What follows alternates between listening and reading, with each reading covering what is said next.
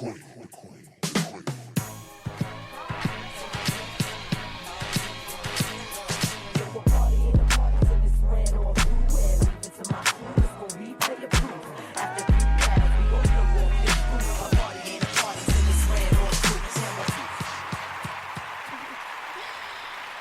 everybody. Welcome back to another episode of The Queen Pen. It is your girl, Brianna B, a.k.a. your fairy hood mother, okay, in the building. All right. And I'm so excited about this episode. Let me turn this down a little bit. Okay, so I'm super excited about this episode because it is Women's History Month. It is. So, Yes, so it I'm is. glad that I have some women in the building, Black women in particular. Yes, exactly. Yes, and then National Women's Day is March 8th, Sunday. Okay, to all my listeners, if you listening, okay, we here to stay. Yes. We are here. Okay, so before I get started and introduce my guests, special thanks to everybody who called in and listened to my last episode. It was such great feedback. I had people call in, and I was here by myself, not on purpose, but my guests underestimated the traffic. But it was pretty fun, so I think I'm going to start doing that for my show. And yeah, that's all I have. Okay, so my guests are here. Okay, I'm going to go down the line, and I'm going to let you guys introduce yourself and who you are and what you bring to this table. Okay. So, All right. Well, thank you so much for having us, first of all. It's so deeply appreciated being able to get this message out. My name is Shannon Dada, and I'm the writer of the play we're going to be talking about, No Name. And I'm also the director of evoladadprouctions. We're a theater production company for Black women. We started in Atlanta, and we are bringing everything that we did there here to Los Angeles. Woo-hoo. Atlanta in the house. Yes, ATL. Okay.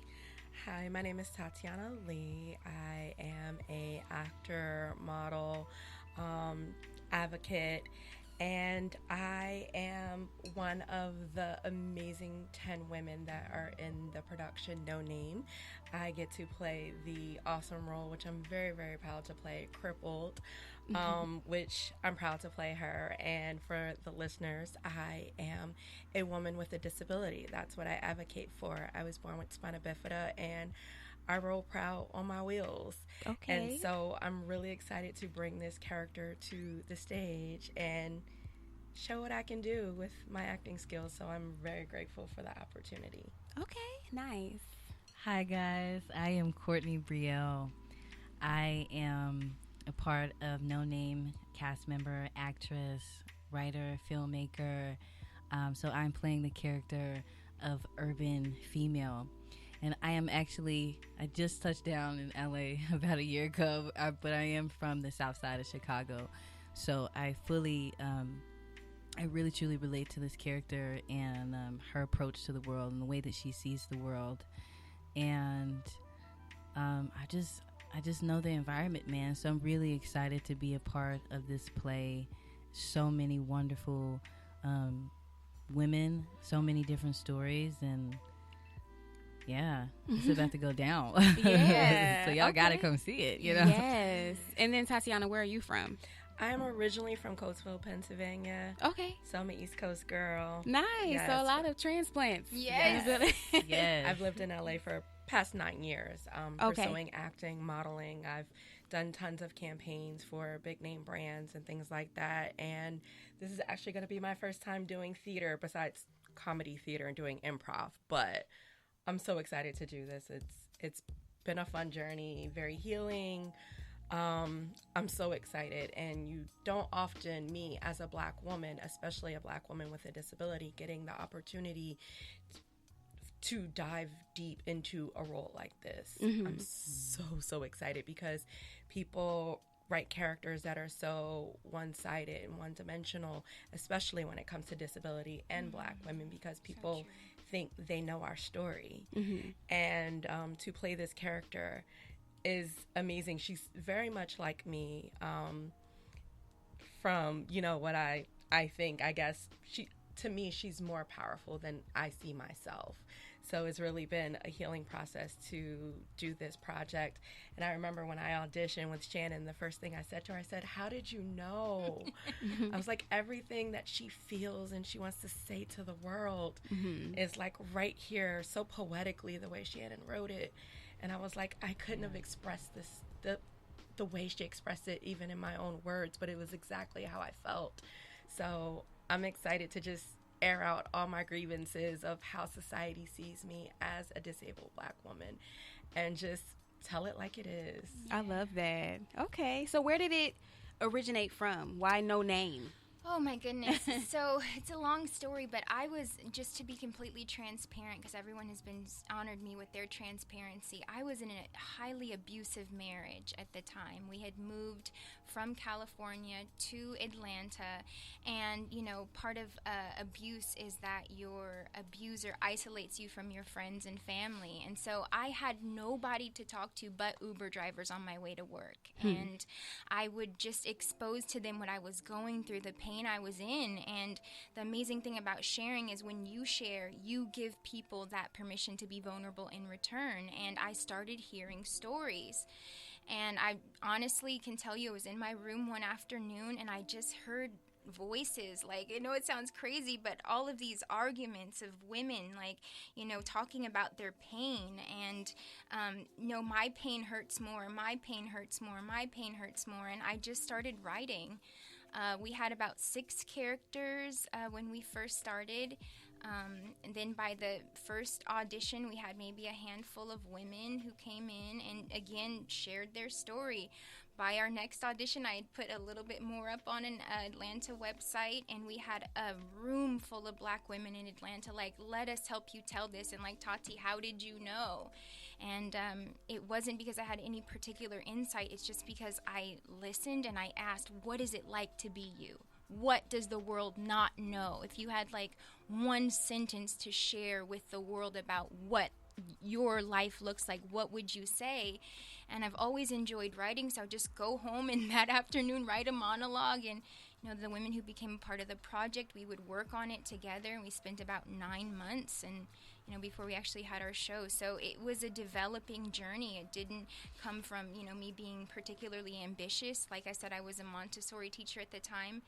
But I think that I decided to create Evoladad when I saw this huge, you know, room full of Black women, actresses specifically, saying, like, we don't have roles, you know, we feel like we have to compromise ourselves with things that are, like, overly sexualized or things that are just, you know, not, we don't feel good about.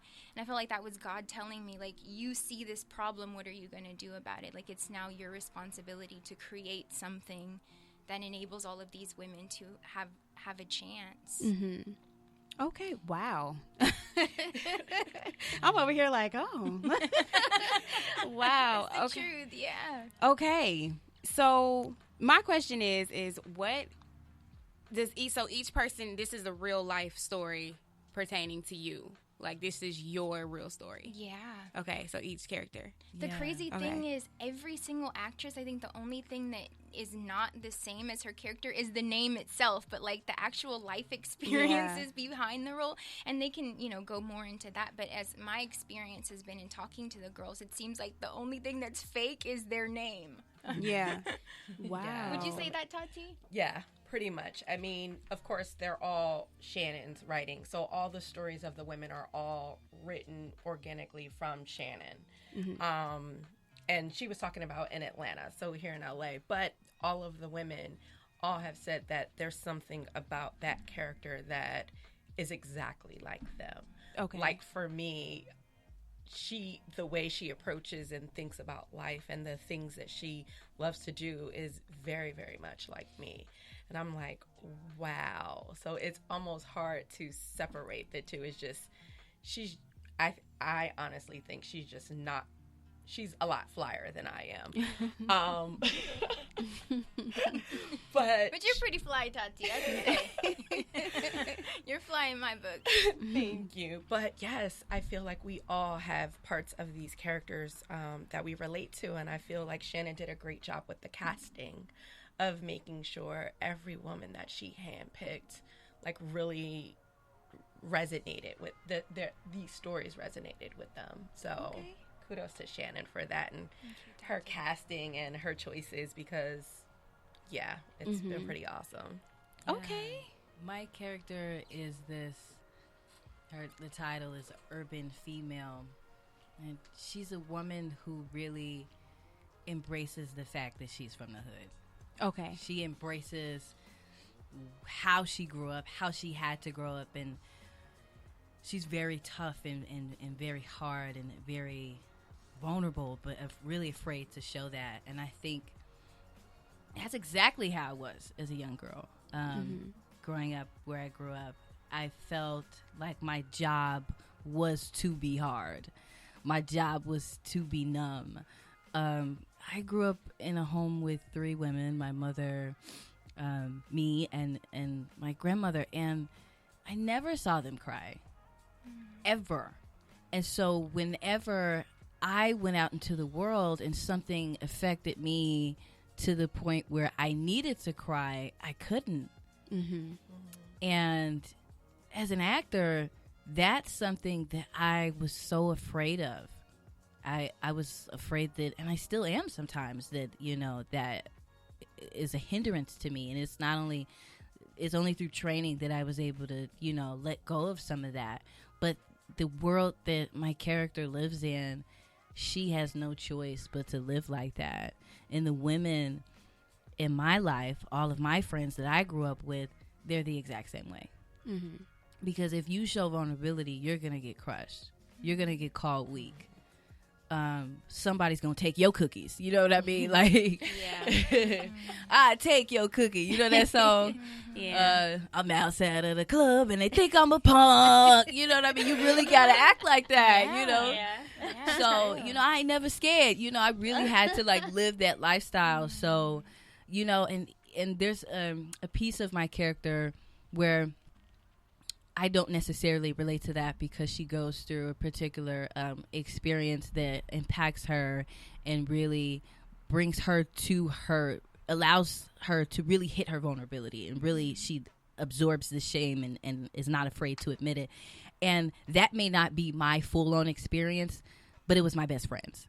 Okay. It was my aunties. You know what I mean? So, because the women that I grew up around are also very transparent. My auntie, one of my aunties, all of them really, they ain't got no filter.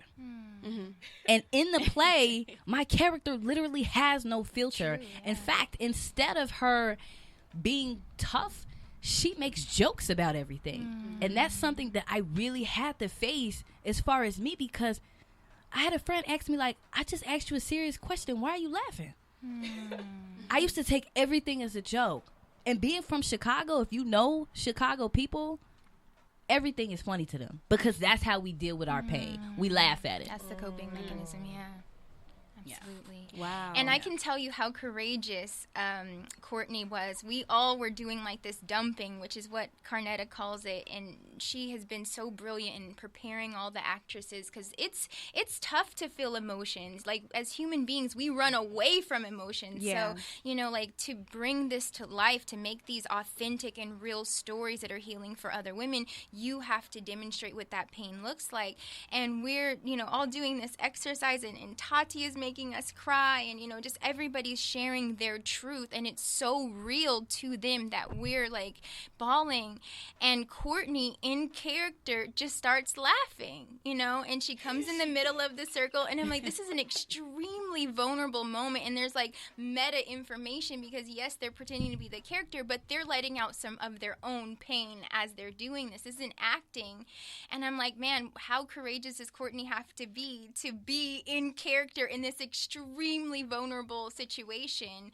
And that is her character. As everybody's bleeding and crying and mourning, and she's hard as brick, and it seems like she's almost impenetrable, but then she has this traumatic experience, and like Courtney said, that brings her to a point where, okay, I can't handle it anymore, and I'm gonna break. But yeah, all of the actresses have shown immense courage in having to bring this together, and I think I wish I could tell more people when they think about actors, they think about the fame and the infamy and, like being, but I think the hardest job on the planet has to be that of an actor, because you are studying human emotions. You are in pain most of the time, because as humans we experience pain. So yeah, just kudos to these women who've been a part of this project and have, just exercised extreme courage to really take it there. And we push them there too, but it takes a lot of courage to be willing to, show up as they do every rehearsal and, pour out their emotions in this way. Wow. Okay, so Courtney, have you broke since? I mean, just in your real life? Like, do you still think that everything, but like hide it with laughter, I guess I would say. Yeah, I still find moments where I just naturally just go back to that. Okay. You know what I mean? I have, because it's just been something that I've been doing for such a long time, but really my journey out to LA has really just rewired me, because I've encountered situations like this. I encountered Shannon Dada and pushing myself to be a part of environments where that can no longer be allowed. I mean, literally the first rehearsal I came into, the first activity we did, Tati comes out and she just explodes all over the place. It's so true. And so she's bawling, true. and then Yes, the next chick true. comes out and she's just, she takes off, and I'm just like, all this stuff is just like hitting me, and I'm like, yo, like, full of emotion. Yes, it was. Yeah. So I was like forced to be like, Court, like, you get to feel, you get to do this. I'm giving you permission. And so it's still really tough for me. Yeah, it's still tough, and because I know that this is a journey, and also one of the things I'm working on is not putting pressure on myself to feel any particular way, because I know me, and I know when it's gonna come, it's gonna hit, right? And I've just got to trust that as an actor, and trust who I am, because that's what you're gonna get when I come into that audition room. But this experience here has shown me that I know that by the end of this, I'm gonna be a changed woman, and I knew that from the moment that I got that call. I knew that, Courtney. and I knew that from the moment that I hit that rehearsal, because all of these women were so willing to bare their flesh and bare their open wounds. Yes. And it really helped push me to say, okay, I don't have to entertain. Yes. I just get to show up And be myself. Yes. Yes. It's Yes. become a safe space where I can feel I can show up as my full self. With no judgment, and we've formed a sisterhood, and it's been so therapeutic. And just, I know in my journey it's been really, really hard. Some of the things that she's tackling is things that I deal with and trying to tackle, but I never wanted to face some of them, some of the main things. And at the end, and Shannon, she's like, called me, she's like, we got to work on this part. And she was like, everything else is great, but that, and I was like, but I felt it. And I was just like, oh my gosh. So she's like, let's get together. And I just bawled it out. And I knew that that was the one aspect that I was afraid to tackle. So fearful, because it's something that's in my own life that I'm not ready to face, or I wasn't ready to face. So Shannon is making me face it head on. Oh my gosh. And I've been a ball of emotions. I've been crying, but then I've been doing things to make efforts to transform that. Just out in public, different things making different choices to open myself up to that, so that I can give that authentic experience in that one scene that I'm having a hard time with. Because I think, like you, that's that one thing that myself, I don't understand. I know other people that have been through it, and I never thought that would be something that would happen in my life. So I blocked it out. And so to kind of tackle that and tap into that, like, no, this could be me. This could happen to me. What would you feel like if that happened for you, to experience that joy? And it's been a lot of emotional work. It's a lot. Wow. So this is therapy for you guys. Oh, yes. Yeah. And that is our mission statement of our company, to make work that is socially provocative, making acting a healing craft. Like, what we do is intentional, you know. So if these women are going to be the vehicles for this healing message for, you know, the women who are hearing it, they have to take that journey. They have to heal to the extent possible to be able to, you know, bring these words to the women that need it. They have to be able to say, girl, I've been there. I know what it's like, you know. And I hope to create so much thought leadership with these women, because they are every single character is capable of being their own segment, their own show, their own thing. And so what I hope for is, as a person, that these women butterfly. And, you know, we started here with Shannon Dada and No Name, and now look at where we are. Like, that's something that makes me happy. I've never been someone who's been, you know, self-focused. I'm very team-oriented. And so if these girls can, you know, begin with this work and this be like that firing, triggering thing that says, okay, more stories like this need to go out, or I need to, you know, expose myself in my work more this or that way. I mean, I think that that's a success. That's how I define success, you know. Okay. Nice. Okay. So let's tackle these characters a little bit. I want to go in depth, okay? So you gave a little bit of yours, okay? So crippled No Name. Okay, so Tatiana. So you face discrimination of just being... Having a disability, yes. Okay. And what that looks like and how people view her. And even though that's not how she views herself. Okay. And it's because of those stereotypes and misconceptions that people have about disability. So this is kind of her opportunity to let everyone know, like, the way you think you see me show up in the world is not the way I really am on the inside. So she's getting to really bare her soul, just for people to understand everything. And because a lot of times in society, and I experience this, is that a lot of times people assume when you're doing something to help a person with a disability, sometimes you really aren't. It's more harmful than doing good.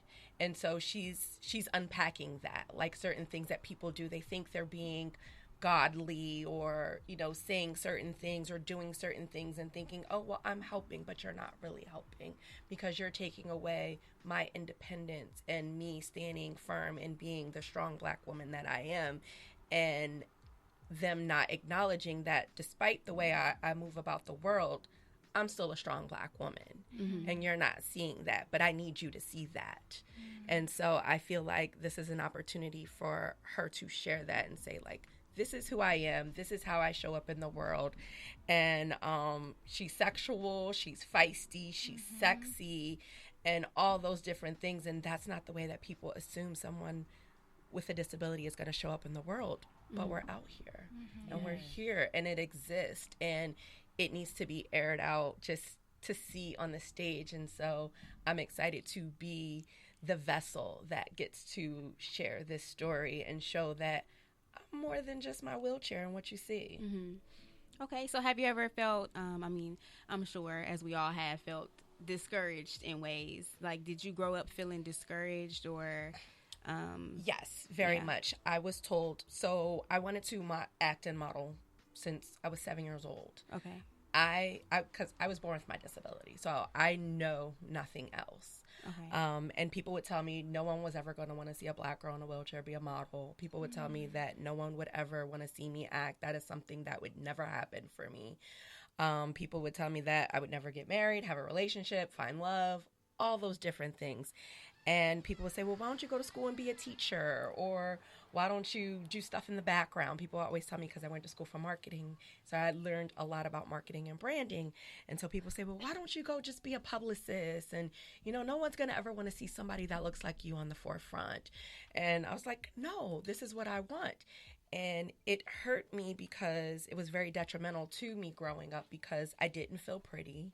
I didn't feel accepted. I felt like everyone was allowed to enjoy life except for me, and all I could do was sit back and watch.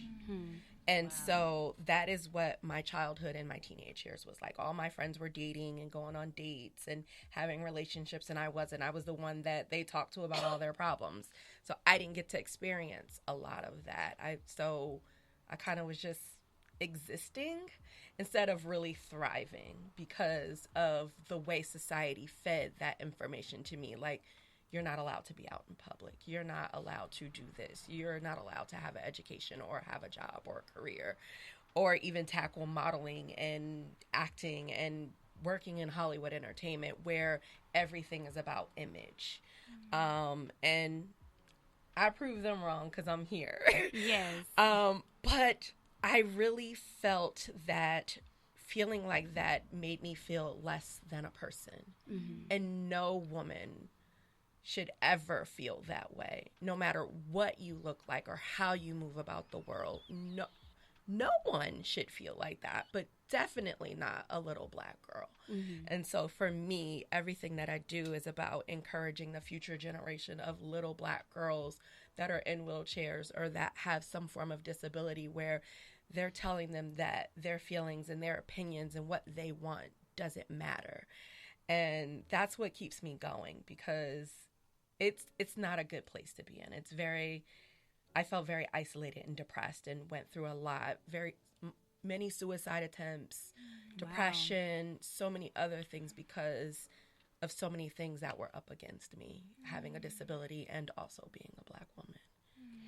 Wow. So at what point or what age did you overcome that? And you was like, you know what, I'm enough. I'm going to do this regardless of what y'all say. Honestly, I don't think I've 100% overcome it yet. Oh, wow. Thank you for being honest. But it was about 9 years ago. I couldn't find a job. No one, in my small town in Pennsylvania, no one would even hire me to bag groceries.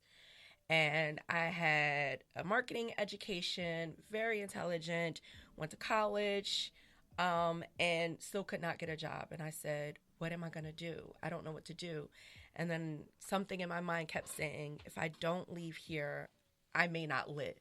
If I continue to live this life, I may not live. And so I was like, what is the one thing that I know that makes Tati happy?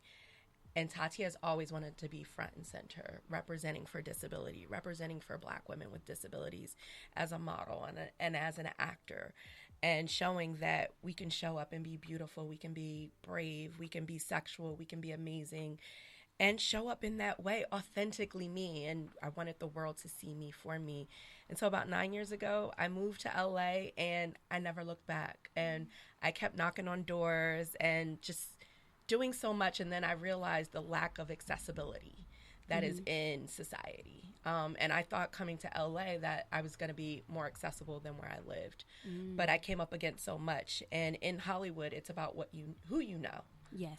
And I would go to wanting to go to networking events, and I literally could not get into the room because it wasn't wheelchair accessible. Wow. And so I started advocating for it. I started a blog, and I started writing about wheelchair accessibility in different places that I went. And I said, well, I went to this event, this comedy event, or this networking event, or this influencer event, and it wasn't accessible, and I couldn't go. Why can't a person in a wheelchair show up and be in the room just like everyone else? Why can't I have that same shot as everyone else? And from there, it started picking up, and I was doing my own modeling. I had a friend that had a camera, and she would just take photos of me, and I would just do my own makeup, get my own outfit, and from there, I ended up getting buzz from my Instagram, and a major brand picked me up. It was Apple. And I did a modeling job for them. So my very first paid modeling job was modeling for Apple, where I literally got to hold an iPhone and talk to Siri, because they did this whole campaign around how their technology is accessible to people with disabilities. And that was my very first modeling job. So I was like, to everybody that says I can be a model. Right. I just modeled for one of the biggest brands in the world. And not the last. No, it's not. I've done other stuff since then. I've done lingerie. I actually recently, not that long ago, did lingerie. I'm the first woman of color on wheels to do lingerie. Wow. Yes, you better come on. I've modeled for Target, Zappos, so many different other brands. And so more to come. I actually have some other things in the works, but that just goes, the point I'm making is never let anyone count you out. Never let anyone count you out. As long as you know that you are worthy And as long as you have the fight in you to keep fighting, just keep going for it. I like that. Okay. So how Crystal, right? Courtney. Sorry. Yeah. No, it's I'm okay. like, Courtney C. I was like, oh, you feeling my character name? Like, no. Okay, Courtney. So how has LA transformed you? You've only been here for what you said, a year and some change. Yeah, a year and 5 months. So how's your experience been? What transformation came from you moving out of your hometown? You know what? When I first dropped down, it was such a shock to me because, you know, LA is just so different. The architecture is different. I'm a very visual person, okay? And I'd like to think of myself as an architect, even though I'm not. So, like, I would see the way the buildings were structured out here, and I'm like, a Dunkin' Donuts next to a Foot Locker, that don't go. You know what I mean? Like, because out here it just seems like there's a lot of companies and businesses mixed together that shouldn't go. And, you know, Chicago's not like that. They really do have whoever did the architecture had OCD, I'll tell you that much. I have yet to go to Chicago. You have to. It's a very beautiful city, and especially in the summertime, because everybody afraid of the cold in the winter, but you got to go in the summer. My favorite movie is Chicago. Really? Yes. Okay. Oh, so you got to come on. You got to go. I love that movie. But, you know, my journey out to Los Angeles was really me flying away, or really sprinting away. Okay. Because I don't really think I had wings at the time. But I wanted to. I had imaginary wings. And I left Chicago out of a very traumatic situation. And I was just talking to Shannon and Tati about some of my experiences. When I was in Chicago, I had 3 very immediate family members pass in 3 years. And a couple of months before I moved to LA, I got evicted from my home. So me and my mother, we were homeless for a little while, and then we wound up living in my grandmother's home, whom had passed. And there was a lot going on in that home and in that environment. It's just really violent in the area. And the violence kind of found a way to me. And I was like, I can't do this anymore. I couldn't even sleep in my own grandmother's home. And I tried to get a job, on and off jobs. No one would hire me. I tried to get a job at Starbucks. I applied to literally every Starbucks in the city of Chicago, and nobody hired me. And I was having stellar interviews here, man. Like, you know when you leave an interview and you're like, I did that. Like, they're going to call me in 2 days. 2 weeks later, I'm like, dude, I'm calling them like, yo, like, you remember me, right? Like, and, like, they just wouldn't hire me. And I was, like, sitting in the car with my mother just feeling like a deadbeat because I was like, Mom, I'm so sorry. I can't help you. I can't give you anything. And she was like, what are you talking about? Didn't you say one of the things you wanted to do in Chicago was be a set production assistant in the film industry? And I was like, yeah, but it's really hard and nobody's contacting me. And she was like, then go up there. And so in Chicago, it's very different than they have it out here, but there's a company called Cinespace. And I literally drove up to Cinespace, and I was at my rock bottom. I drove up to Cinespace. I walked into the building. There was a show at the time called The Chi, and they were running their production on the 5th floor. And I walked up there, and I just went up right to the production coordinator, and I gave her my resume. And I said, I'm looking for a job here, and I'm looking for the assistant director. And she said, oh, well, she's not here, and she's, I don't know when she'll be back, but she's not here right now. And I said, oh, okay. And she just kind of looked at me like, all right, bye. And I was like, okay. Now, mind you, it took a lot of balls to go do that because you really actually need IDs to go in there. I was just, bold. And so I did that for about 5 different times. And one day I walked up to the 5th floor, and I was going to walk right through the door where the production coordinator was and do the same exact thing. And I was like, you're going to get the same answer. Why don't you go through the other door? And I went through another door, And wouldn't you know, the assistant director's room was right there. And I walked right in, and I said, hey, I'm Courtney. Gave him my resume, and I was like, I'm looking for a set PA job. And they were like, oh, really? Because the show starts in 4 days. And I was like, oh, yeah, well, I'm available. I ain't get nothing to do. And they hired me right there. Wow. Yeah. This is the second Yes. best story you told. Yes. She is amazing. Yes, she She is has the amazing. best story. I love it. Wow. And I did that for 4 months straight. I did it for 4 months straight. I had never done that before. That was one of the hardest things I've ever done in my life. I was working 18-hour days. But I told the man who hired me, his name was John Petrelli, I told him, I said, I promise you I'm going to be your best set production assistant. And by the end of the show, I wound up getting a thank you letter from one of the shadow directors that day. And she said, you were literally the best PA on the show. And I had manifested that by saying that in the beginning. And in the end, someone had said it to me. Wow. And so I had saved every check that I got. And I didn't spend it on nothing. I mean, I used to see PAs. They would come to set every week because you get paid every week, and it's some decent money. And I would see them come. They'd have some nice J's on. Like, what are you doing? Like, first off, we're standing 18 hours a day. Why do you have nice-ass shoes on?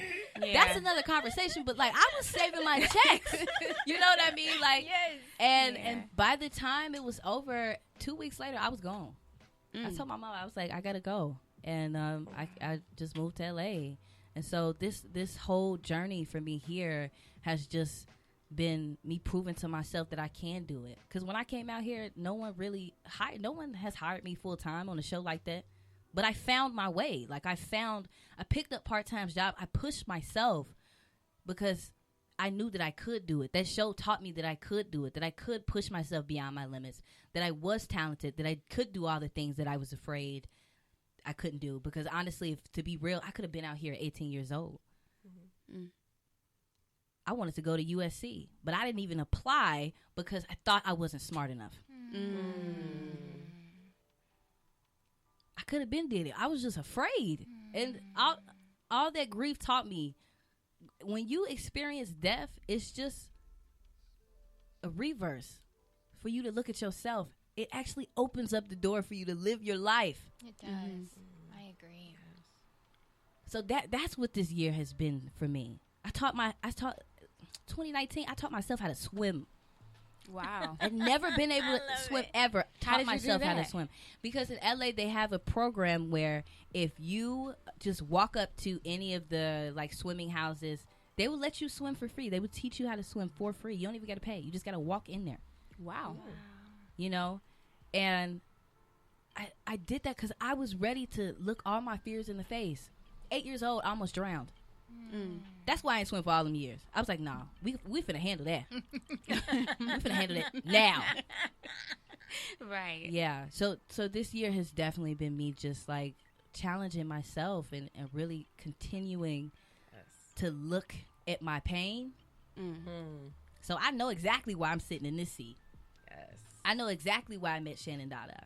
I knew from the moment I met Shannon Dada that I was going to work with her. Oh, thank you, Courtney. She was amazing. Yeah. And I just, off of air, I told her she's one of the most physically intelligent actors I've ever had the privilege of working with. I mean, honestly, I said she should have been placed in the 1920s, although black women weren't allowed in those spaces. But I'm just saying, just the physical intelligence that she brings to this character where she's able to tell the story even before she speaks. And how do you feel when you see Courtney, Tatiana? Oh my gosh, it's a complete difference. Like having a conversation with her, because when she came, I didn't get a chance to really talk one-on-one with her. Like I saw her in character. Yeah. So it was interesting, but then Everybody thought that was you, Courtney, and then you meet her and I she's thought so that was her, sweet. and then Oh my gosh. I think the second practice we finally got a chance to have a one-on-one, and I'm like, she is not the same. And I'm just like, she goes like just her mannerisms, and I was like, okay. Wow. And because her character is so hard and like yes. cerebral, and then you like meet her after, and she, She's sweet. She's the sweetest girl, But that's an actress. Yeah, that you're is doing an your actress. job. Yeah. Yes. Okay. I like that. Okay. Y'all are very inspiring. I'm over here like, wow. I love Black women. I think that we deserve these spaces.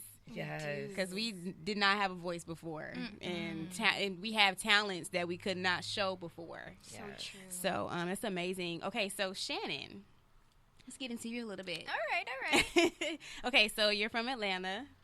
Okay. Born and raised? No, ma'am. Okay. I went to Atlanta. I said that it was my purpose. I really feel that God brought me to Atlanta so I could experience Black womanhood, you know.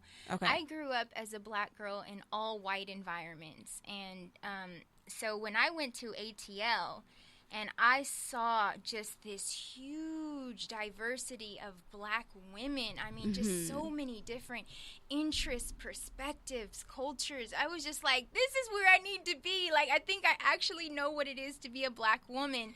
And I think that that's why No Name, you know, could exist in a place like Atlanta, because you are really seeing every day what you're talking about when you say there's a diversity of Black women. There's no one type or thing.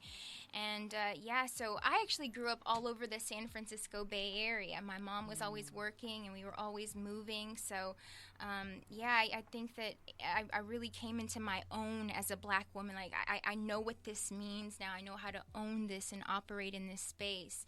And that was because I was, you know, surrounded by, you know, inspiring Black women wherever I went. And I can say the other thing that I think I'm trying to bring from ATL here is this idea of tribe. You know, like when we had our first show, we sold out our show after 2 recaps because, you know, Atlanta Black Women's Chamber of Commerce said, we got you. We're going to make sure this is a success. You know, I mean, and they meant it. It wasn't just like, oh, yeah, call me if you need any help.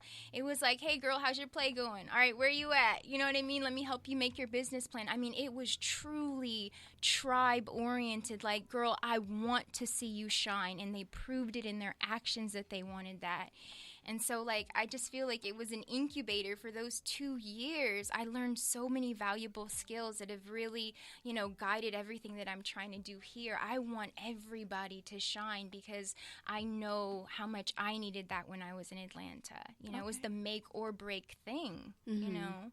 It's a lot more diverse here. Yeah. And so it's not really, I know Atlanta is it's straight chocolate city. It is. It is. So you're going to get the support that you need Yes. from people who look just like you. Yes. And even the people that don't look like you act just like you. Yes. Because yes and yes and yes. Yes.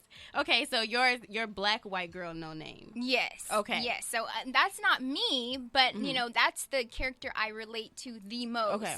That was the first character that I wrote because that was my experience. You know what I mean? Like, word for word, this is something my white boyfriend told me. You know what I mean? Like, you're Black, but you're not really Black, you know? And so, like, that was a personal experience. So, absolutely, I think out of all of the characters, I think that that's, like, the character that I, you know, resonate and is, like, home the most for me, you know? So how is your experience now that you got, I guess you could say, cultured? Do you mean here in Los Angeles? Yes. Or, you know, LA is really interesting. I don't live in LA on purpose. Like, I think I want to do, like, work here and everything.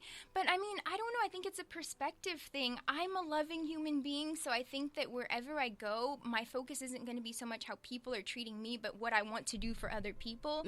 So maybe if that was to shift, I would be a little bit more critical. But I'm like, hey, people love me. I love people. People love me. Like, I genuinely don't have anything negative to say, you know. It's a long commute from, you know, home here, but, you know, that besides, I feel good about, you know, what we're bringing into being and, you know, being able to work with amazing women like this and, you know, that's what we're here to do. So it's funny, I actually had a health scare, which is, you know, I just had divorced my husband and I was going through so much emotionally and, like, it became this thing where it was like, Shannon, you have to, you know, take a break. I was working 70 hours a week. You know what I mean? It was tough. And our stage manager and director at the time were like, Shannon, we got to pull the second show because you're not even here because you're going back and forth to the hospital. You know, I was just a mess. And so coming to Southern California, I was able to stay with my family for a year and, you know, get myself together. And then when I was ready, then it was like, okay, let's relaunch again. And what's closed? Oh my gosh, LA is closed. Let's do it. You know, so it really was really was that. It wasn't, strategic at all. Like, I'm going to go to LA and do this. We were doing well in Atlanta. I came to Southern California to rest myself, and it just so happened to be that, I was in SoCal, and I was like, hey, Los Angeles, Hollywood, let's do it, Mm-hmm. Yeah. Okay, so you said that you wanted to bring like that sisterhood kind of dynamic to LA. How do you think that you're gonna do that within the next couple years, maybe? Or are you just using this production to like show that and be like, okay, come over here, you good over here? Yeah, I think that art is such a powerful medium, and I hope that these girls and everyone who's a part of our project, that they authentically experience me as someone who is, the embodiment of what I'm trying to bring across. And we've just had so many amazing women. I think when you're doing this deep sharing, like, there's no way you can't have that deep bond. And so, yeah, that is my hope. I want to have amazing and excellent work, don't get me wrong. Like, artistically, that's what I want. But I also really care about the girls who are a part of the project. I really care about, making sure that they're, growing and developing. And, so I hope to do that. And I think as a production company, I hope even beyond No Name to continue reaching out to these marginalized groups, to these marginalized people, and give them a space to operate. And I think the most amazing or surprising thing for me doing this work is when you honor actors or actresses with roles that are dimensional and that are challenging, they show up and some. You know what I mean? Like, I've never had an experience where, like, wow, you've given me room to breathe, you've given me room to exist here, like, I'm gonna kill it, I'm gonna own this because I've never been given this opportunity. And that's the sad thing. I hope that changes in time, but the material out there is not always substantial. So yeah, I'm hoping, to continue producing work both on stage and off that is uniting, that's bonding. And people can call me a hippie and a lover and all of that stuff, but I mean, that's my truth. I own that every day. That's the space I have to operate in, because when I was a broken human, when I was going through abuse, that's what I needed most. So I feel like that's what I try to give to others, is what I needed at the time. Okay, so you speak about the abuse. Yes. What took you out of that? Like, what was the moment where you were like, this is enough for me? I get goosebumps even having anyone answer that question. It was the play. I promise you. Yeah. It was like I was these women became a part of it, and they're like, yeah, your writing is so amazing.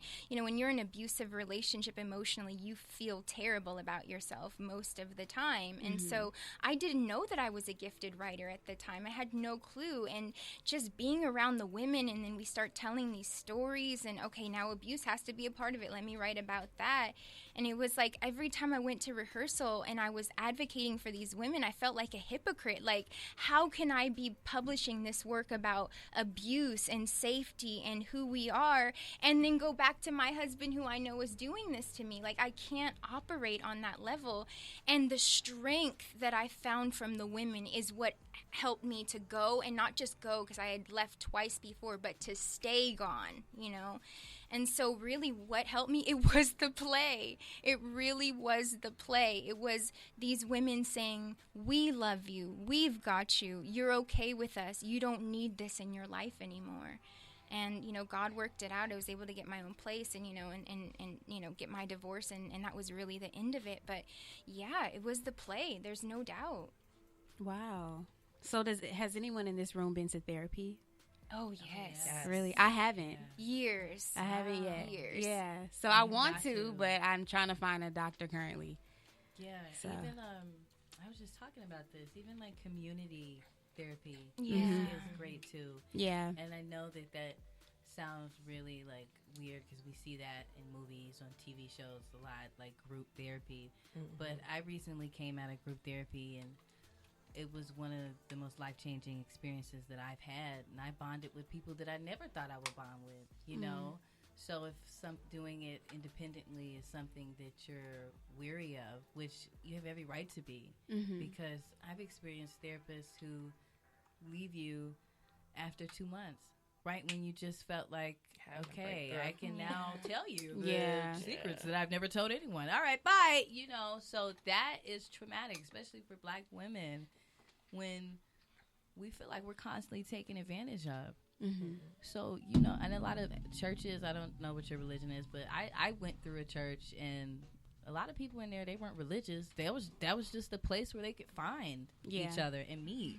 Mm-hmm. So even like taking some type of community path is good too, because you're next to people who got stories like you, and they're ready to just support you and like listen to everything you say, you know. Yeah. And I had to do CBT therapy, you know, because all of this was so traumatic. I mean, I had complex trauma, and so my therapist is like my go-to person, and I'm not afraid of that. It's such a wonderful resource, and I think as Black women, we have like this strong Black woman complex sometimes where we've seen our mothers, our grandmothers, and they've, you know, gone through these terrible things. And, you know, just pray it away, or, you know, God's enough. But for me, being a spiritual person, I felt like God put therapy in my life as a gift from Him. You know what I mean? Yeah. So being able to have like these treatments where I'm acknowledging things, and, you know, and I took a whole year off from work just to focus on getting Shannon together, where if I need to see my therapist twice a week, I'm gonna do it because I deserve it. And I just hope that's something that we communicate to Black women too, like you deserve it. It's not something that makes you less than. It's not something that means you are not intelligent or capable. It's not something that says that takes away your self-agency, or, you know, makes it about the therapist. It is literally give this gift to yourself. Give this gift to yourself because you are worth it. Yes, it's very healing to be able to have conversations with someone else, and kind of just let that go and then figure out coping skills. I know I've been in and out of therapy since I was a teenager.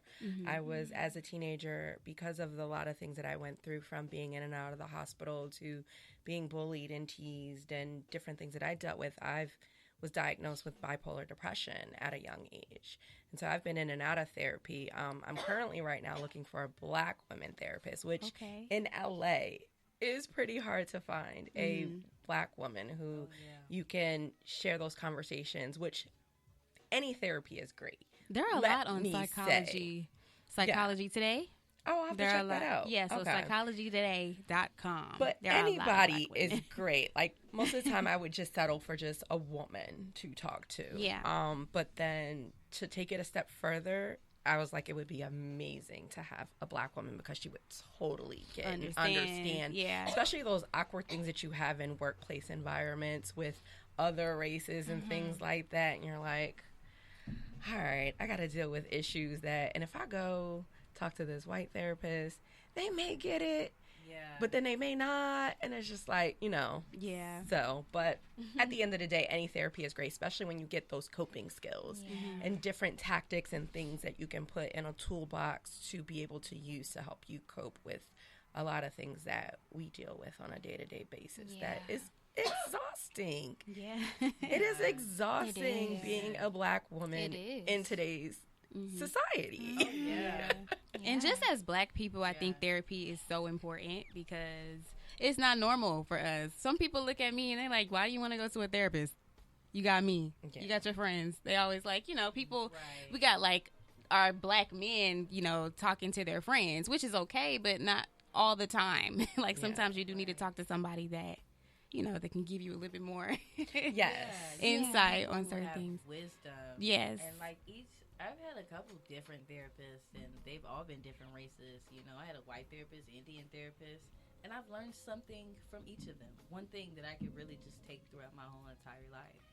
And sometimes you need to talk to somebody who's away from it all. Yeah. Not so close to everything in your life. And having been an empathetic person on the other end of things, like, it can be exhausting for a friend to always have to be the person who you're calling with the trauma and the issues. And there can be resentment that is built there, even if you're the most loving person ever, because there's a thing called compassion fatigue, where I'm tired of feeling, you know what I mean, like, these emotions for you. So I for me, it was kind of like to keep my friends as friends. You know what I mean? And just having, absolutely, and just kind of like alleviating them of that, you know, necessity to have to do what a therapist is trained to do and gets paid to do. You know, you don't have to feel bad about it. At least she's doing her job. You know what I mean?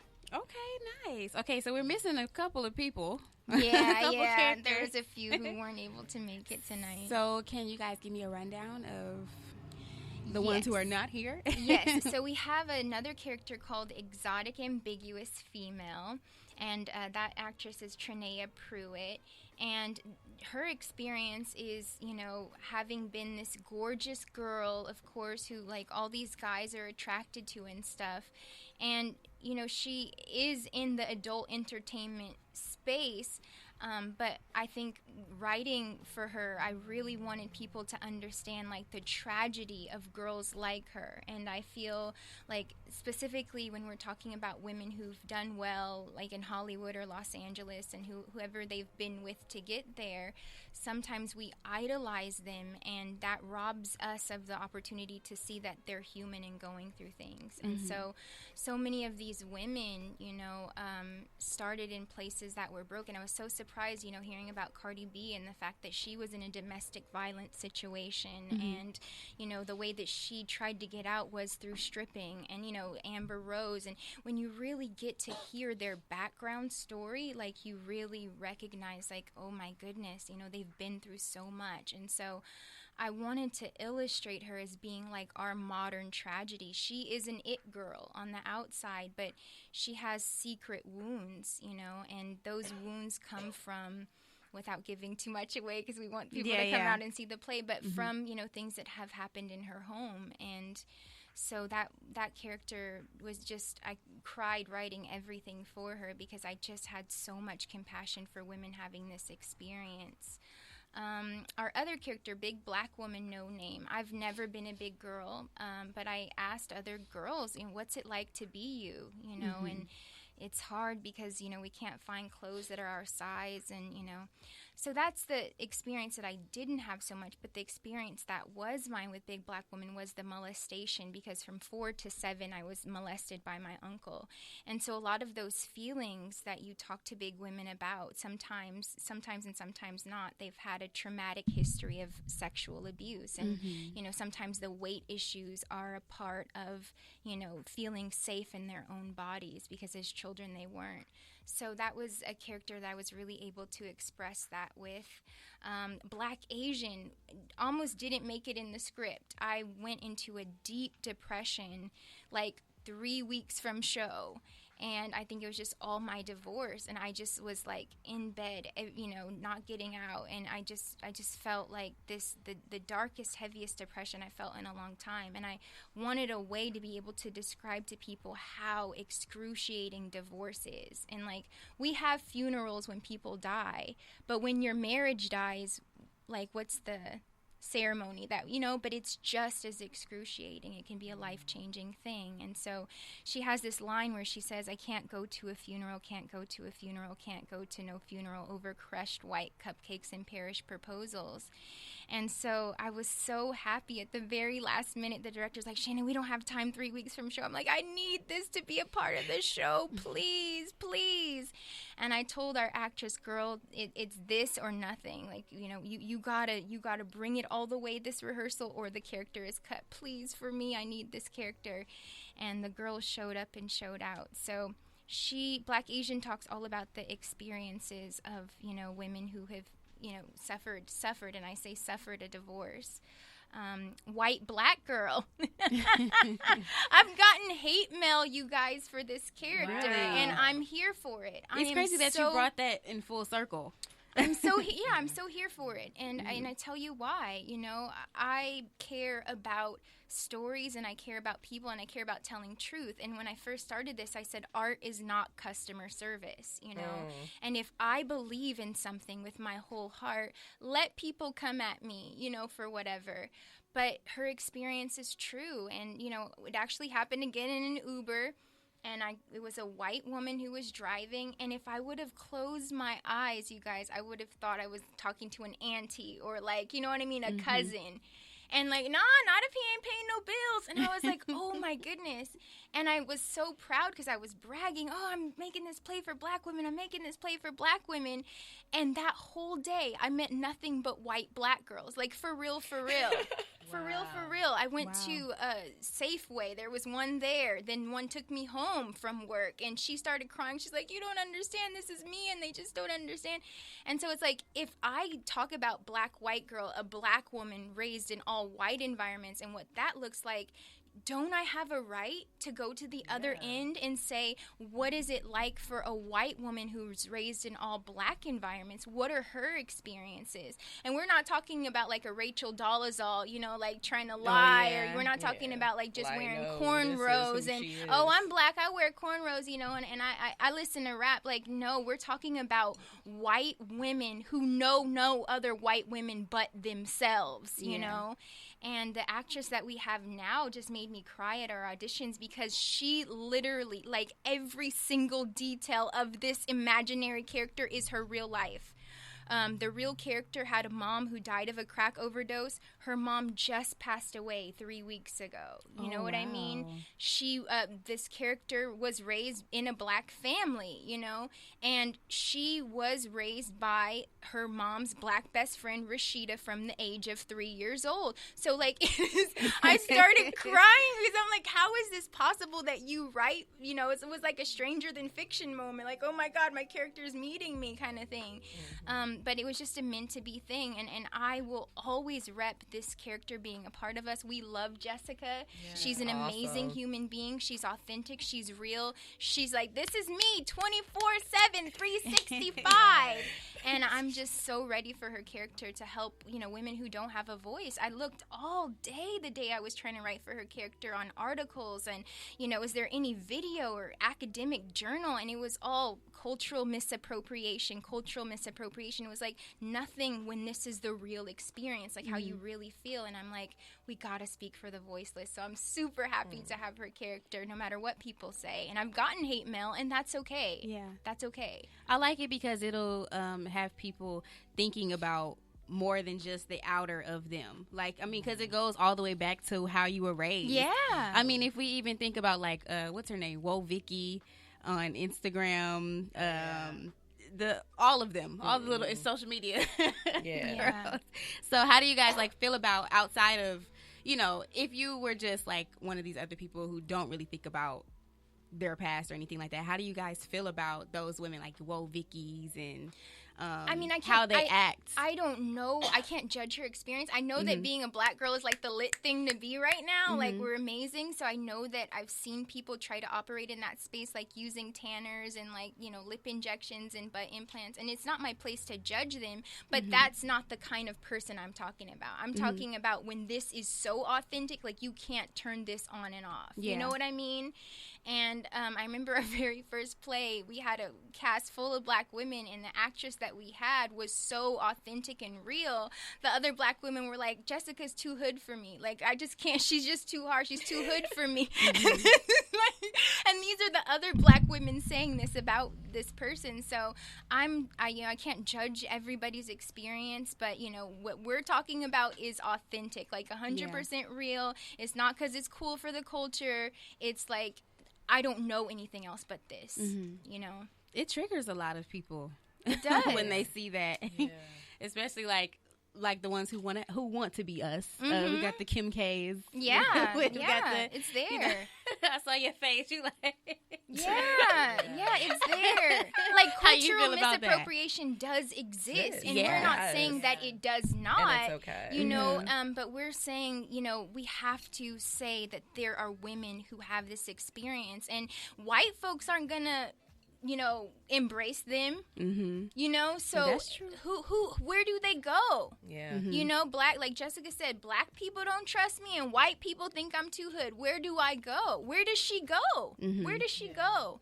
And if you can give me this argument and tell me where someone like that can go and be safe and belong, you know, but if you can't answer that question for me, like, it's not a conversation, you know, these women who represent her. And I feel like because there are these fakes, like, real women who have this experience are not coming forward. And we live in such a sensitive time right now where there's so much racism and so much division that I think showing up as that is not going to be well received, you know, so. wow. Okay. So are those the only no names? Let me see. I always have to do like 10 babies. Let me see. Let me not forget one baby. Okay. Brown Latina. Oh my goodness. Oh my goodness. Do I have to spill it on how I relate to her? You know, I had a husband who was cheating on me at the time, you know, and I really thought that, you know, there were going to be some issues at a hospital, and I just started writing about it. I know this nigga did not give me something when I was, you know, his wife, you know, and just the anger from that. And thankfully, no, that's not what happened. But while I was feeling that, I wrote, thank God, and, you know, it became a part of the play. So Brown Latina she explores colorism because her mom was Dominican and, you know, told her, stay out of the sun, it makes you ugly. But she also examines, like, the violation of trust. And, you know, I've always been inspired by Intisaki Shange's work for colored girls, and it you know, that feeling of like, you know, I went out of town to send you this postcard, you know, you have been of no assistance, and just like that, like raw anger where, you know, the anger at your man is rightful, you know what I mean? When you have a reason to be pissed, you know, and so I feel like she's the vehicle for that. And oh my goodness, our actress Samira Beha, oh my gosh, she's explosive, like everything I could have wanted for this character and more. She is an explosion. And so we really hope that people can come out to see her. Who else did I forget, you guys? Nowhere. Okay. Yeah. So Nowhere's character came about literally at an audition, and there was a, you know, woman who came up to me and said, I don't know if I really fit here, but I've lived all over. And, you know, of course that like triggered in me, like, what would it be like for this black woman who doesn't have this kind of identity? Like, what do you do when you can't rep a particular place? You know what I mean? And so talking about the experiences of people who are either raised in the foster care system or, you know, have adoption. And Nowhere was probably one of the most healing characters for me to write about because she talks all about abuse, specifically narcissistic abuse, and what that looks like. So, wow. Yeah. What else did we? And then we have West African. Oh yes, West African. Oh, mental illness. Oh, I love West African because she was in our first show called African American, and then I started realizing like there might be some confusion, so I wanted to really specify. But you know, my ex-husband was West African, and I kind of was able to observe as a culture, you know, some of when you come from a country where eating is the most important thing, emotions get swept to the side. You know what I mean? It's like we want to eat today. That's our thing. You're sad. What's going on? And so she became this vehicle for talking about, you know, mental health and, yeah, especially for black women, like we were just talking about with therapy and, you know, like the strong black woman complex, and just she is afraid so much of the stigma of, you know, what it means to have a mental illness, to say I'm bipolar or have anxiety or whatever else. And that stops her from getting treatment. That stops her from advocating for herself in this way. And so, yeah, she was just a beautiful character to write for as well. And that came about because there was an actress who became a part of the play. And I had a wonderful friend, Nadia Richardson, who was the organizational founder of No More Martyrs. And Nadia just sat me down, and I said, Nadia, what don't I know about black women and mental illness? And it was like a 2-hour conversation. And after we hung up the phone, like I just wrote for this character, and she's been a part of the play ever since. So we started with 6, and all of these have just been added over time. You know, even Tatiana's character wasn't in the first show. You know, my health issues and everything, I was in a wheelchair, and then I was in a walker, and I dealt with disability discrimination, and I had never dealt with discrimination before, and it hurt, and it really hurt because I was just like, but what, but I'm the same girl, you know. And so I had to write about it, and then Tati became a part of our journey, which was so meant to be. And I knew it was Tati even before she came to our audition. I want to say that. I reached out to her agent, and they shared with me some videos, and when I saw her on that video, I'm like, that's our girl. That's her. So I told her, even on our first audition, I said, the part's already yours. I was calm so down. Nervous. She was so nervous. I'm like, it's yours. It's yours. Like, it's already yours. It's Calm yours. down. It's yours, Yeah. you know? And when she told me, you don't know what this meant to me. You don't know what it meant to have someone. Like, I felt like my whole journey was worth it. All the pain was worth it, you know? And again, like, being purpose-driven, I'm like, it was all a part of the plan. Like, every negative thing that's happened in life has been transformed into a vehicle for being able to explore an issue that I wouldn't have cared about, sorry to say it, but I wouldn't have cared about unless it happened to me. Oh, now it's personal, so we got to write about it. You know? And I'm glad she did. I'm very thankful that she did. Okay. So what are the rehearsals like? Because I saw the video that you sent me, and I was like, are they all like this? Because, like, I want to go. Like, yes, you got to come. Come to one of our rehearsals. Come. We want you to come this Saturday if you can make it. 1:30 to 7. That is your therapy. 1:30 to 7:30 at the Thymeli Performing Arts Center. Come. I've invited so many people. Come. Wow. Come see what it is up close. They can tell you what rehearsals are like. But for me, even on the saddest parts, like, my brain is just on fire with happiness because I'm seeing the work come together. So I have a different perspective than they might have because I'm like, these are my words. Oh my God, it's actually happening. Yeah. But they have to tell you what rehearsal is like for them from their perspective. Well, the first one was very nerve-wracking for me because I'm one of those people that, because of my disability, I'm not going to let anybody push me over. So I've developed this wall of, like, there's nothing you can say to me that will not affect me. There's nothing that you can do that is going to sway me. And so going into that, everyone else was kind of crying and stuff. And then I'm just kind of there and I'm just like, all right, well, what am I supposed to do? And then I'm just like, you know what? And then I finally felt comfortable that this was a space I could do that. And then I just started actively working on letting the walls down.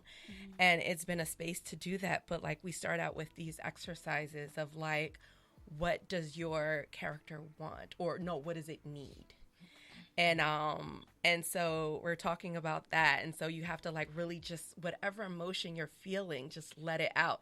And that was the one where she was talking about, like, I was just screaming because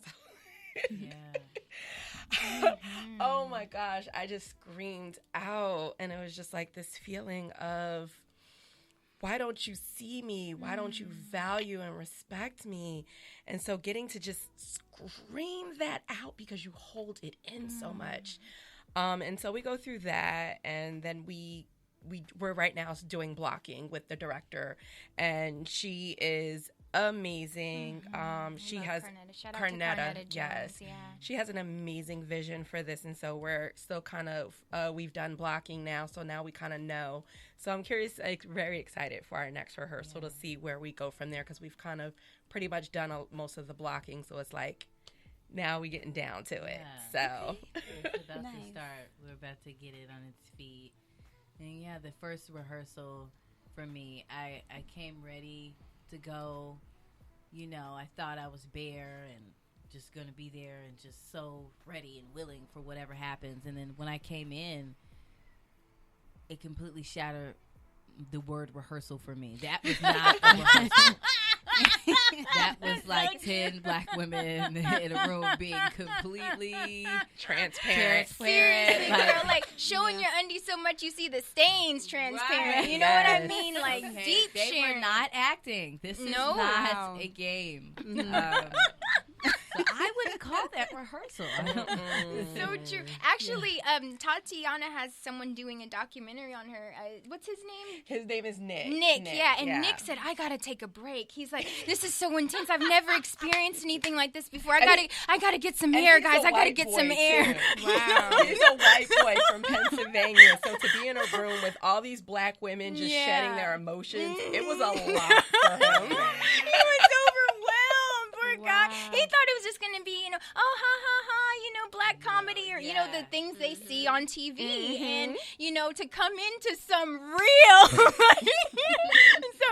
stuff. You don't know. He told me, he was like, this is gonna be good. And like, people were not breaking. It was like everybody was committed 100% of the time. Like, So true. It was, no one was breaking. And so all of that was more of an encouragement and continuing to teach me more about myself as an actor, to just stay, to just don't be afraid to stay. Yes. You know what I mean?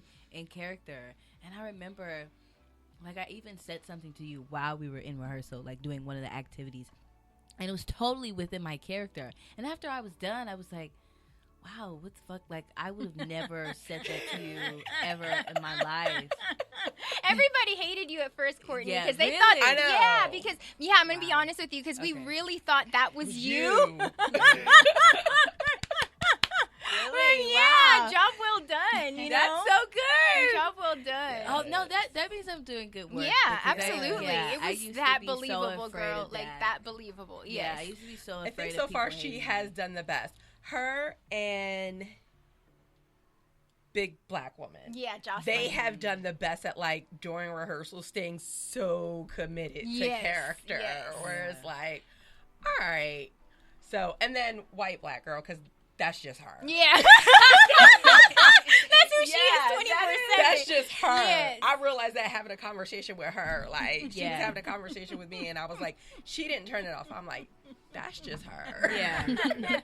But I grew up in Pennsylvania around girls that are like that. So I was like, Okay. Oh, I think really? she's the one that I most can relate to because I grew up around Oh, girls like that. really? Where it was Wow. like they were white, but it was like they grew up around nothing but black people, and that was all they knew. Yeah. And it was like Yeah. there was no faking. So it was like she was the one I most, Yeah. relate to because that's who I grew up around. Yeah. And character-wise, White Black Girl and Cripple, they're both very feisty, very assertive, like very Oh, like yeah. in your face. I'm gonna tell you how it is, Whether you like it or not. Yeah. Yeah. Yeah. Okay. Yeah. Okay. So before we get out of here, time went by really fast. It did. did. This has been fun. It has been. Yes. Okay. So I want to ask each of you a question. Okay, it's gonna make you think a little bit. Okay. So if you had to give yourself a no name as relates to you specifically, your life, it could be whatever, what would it be? Anybody who wants to go. I would say mine would be this. Okay. It would definitely be that because, and it was funny because Shannon said to me, she says, I don't want you to take offense to the name that I named her Crippled. That's not what she is. I said, I know. Before, when I read the sides, I got it. But because there's nothing, and I will sit here and tell you, there is nothing I've never heard before. Like, I've been that offended in my life by people from having a disability. And so one of the worst things you can call somebody is crippled. And so I've been that disrespected. And I've literally had people say to me, call me crippled, or talk to my sister and my mom and not talk to me because they assume that I'm not mentally there. Or people wanting to help me or tell me. I even had a lady say to me one time, oh my gosh, your life must suck.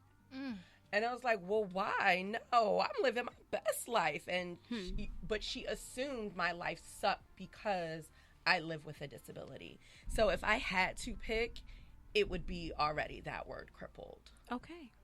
Yeah, and that was a social commentary. That was because, like, her character says, journey past the dark ages of ability. And, it's really sad, but, what life is for people with disabilities is what life was like for Black people, During in the South. segregation. Yeah, 50 years ago. People with disabilities today in 2020 are it- still segregated. It is terrible. It is absolutely, there was someone who did a documentary and he was, famous, and he went all around New York. It took him 3 hours because he couldn't find accessible places, or, the concrete I wasn't saw finished that. on the Yeah. road. Yeah, and I mean, he laughs because that's his coping mechanism, but we are in the dark ages, and there are people who don't know that the word crippled is offensive. And that's the point. It's like everybody, like, she is still in the dark ages, and we're saying outright, like, she is still actively, having prejudice come to her, and she's constantly conflicted with ableism, more than I think even Black women now are, have to deal with racism. Like, this is a very real and true thing. There are people who don't know people with disabilities have sex. I mean, if we're living in that kind of an environment, don't know they can be mothers, don't know, you know, they can have jobs. Yep. I mean, if that's how dark the understanding is, then I'm fly. not going to call her disabled no name. We're going to call her what people are okay with calling her, because we still live in that time. Okay. And when that changes, then maybe the name will change. But until that changes, that name stays. Okay. You know? So I'm proud of that. Yeah, I I'm like passionate that. about it. Okay. Yeah, I would keep my name too. Yeah. Urban Black female. I would keep it because I recently started a conversation, and my cousin and I were talking about what it means to be ghetto. Mm. And I remember when I was at the thrift store in my neighborhood with my best friend, and this black guy came up to us, and he was like, "Y'all talk like y'all white." And I remember thinking, like, boy, you have no idea who I am. I literally know how to switch it up. You know, I'm one of them black women who came Code from the switching. hood, and I got it. I can talk in any environment. Yes, code switch. Yeah, And- do it. But I really asked myself, I mean, that's something I've naturally learned, I think. But I think all of us, a lot of black people, are really afraid to be ghetto.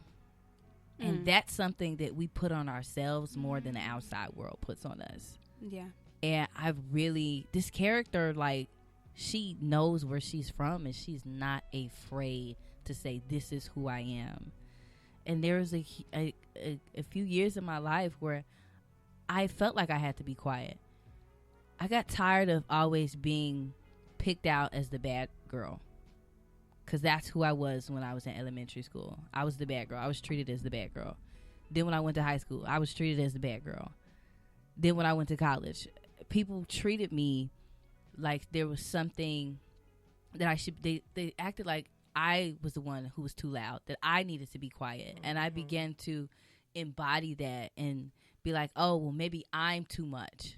And it's because of where I'm from. They just don't get me. So now I have to act like them. And so I think a lot of us as black people, we just run from ghetto.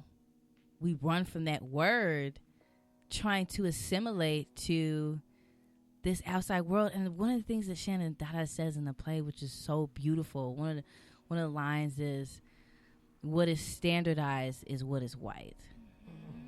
What is standardized is what's dominant, and what's dominant is what is white. Yes. And I had to ask myself, okay, like, what are all the ways you're trying to adjust to this world that you live in?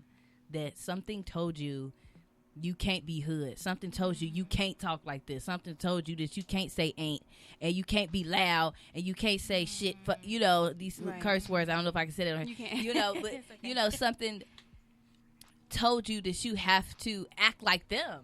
Yeah. But whole time, this is how we talk. They told us this was bad, and now we're telling ourselves that it's bad. Oh, don't you do that? They ain't gonna take you seriously. You ghetto. You acting hood. Oh, don't talk like that in front of them white folks. We do that more than they do that to us. Yeah.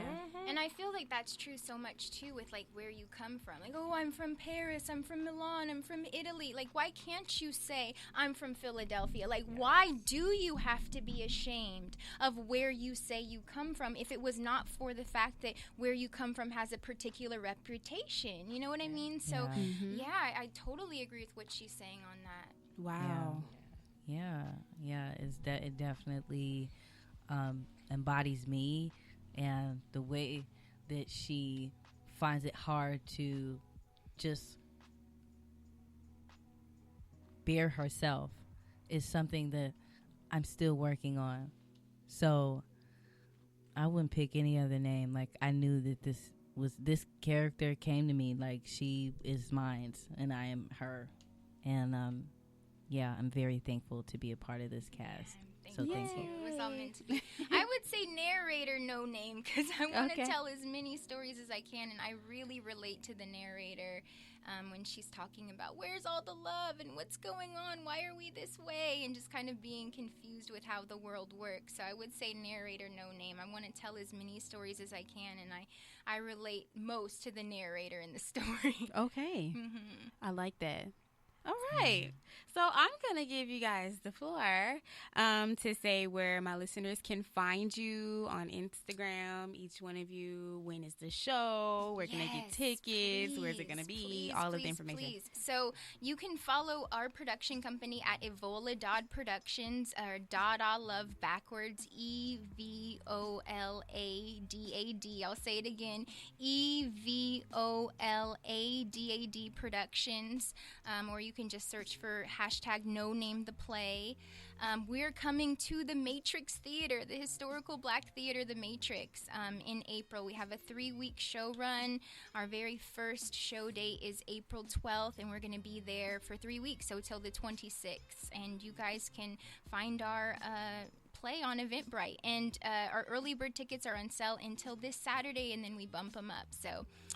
and of course, like, you get little deals if you go as a group. And this is something you want to take a friend on. Like, don't go by yourself. Like, you're going to need someone to, like, laugh with, hold your hand. Like, oh, girl, did that just happen like that? Like, this is not a play you want to see by yourself. So take your girlfriends and make it a night.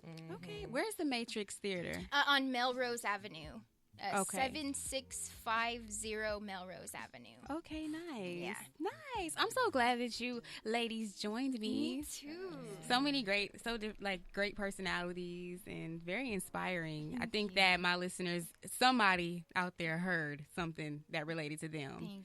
And they're going to really appreciate it. I think my listeners like when I do like episodes like this, and they can like relate to something. So I'm really glad. Out and come laugh and cry with us, and come, share the love and just see all the black girl magic that's going to be on that stage. Yes. I love it. Okay, so if you want to give any Instagrams, personal ones, you can. Oh, yeah, you can definitely follow Courtney Brielle at KB_in_action. That's KB_INACTION. Okay. And you can find me, Tatiana Lee, at MS Tati Lee. So that's Miss Tati Lee, MSTATILEE. Nice. And that's it. Oh, yeah. And we have our production company, like Evoladad Productions, but my personal one is Hello Dada Darling. Hello Dada Darling. I love that. Yes. Okay. And as always, you can follow me, the queenpin.pod. I try to tell people to follow that one. Don't follow my personal one because I don't even post on there. I don't even post on the other one, but I need to just do better. If you're interested in being a guest, please DM me, or you can email me at thequeenpinpod@gmail.com. I get other emails, but listen, I need guests, okay? I don't need the other emails, the extras, and all that. And why you think you would be a great fit for the show. Again, thank you guys for tuning in to another episode of The Queen Pin. Thank you guys for joining me. Thank you for having us. These beautiful queens in here. I can't wait. I'm going to get a ticket. I gotta come. Yes. And on Saturday, I think I got to. Please come to our rehearsal. Please come. Feel it for yourself. I know I have to be somewhere at 5. Okay. So I probably will come. Girl, we're there at 1:30. Then hit us up at 1:30, Okay. 2:30, 3:30. Like, you want to be there. Trust me. Trust me. You want to I'm going to see if there. I can bring a friend. Okay, yes. Do it. Come see a little preview. Yes. Okay, guys, we are out. Bye. Bye. Bye-bye.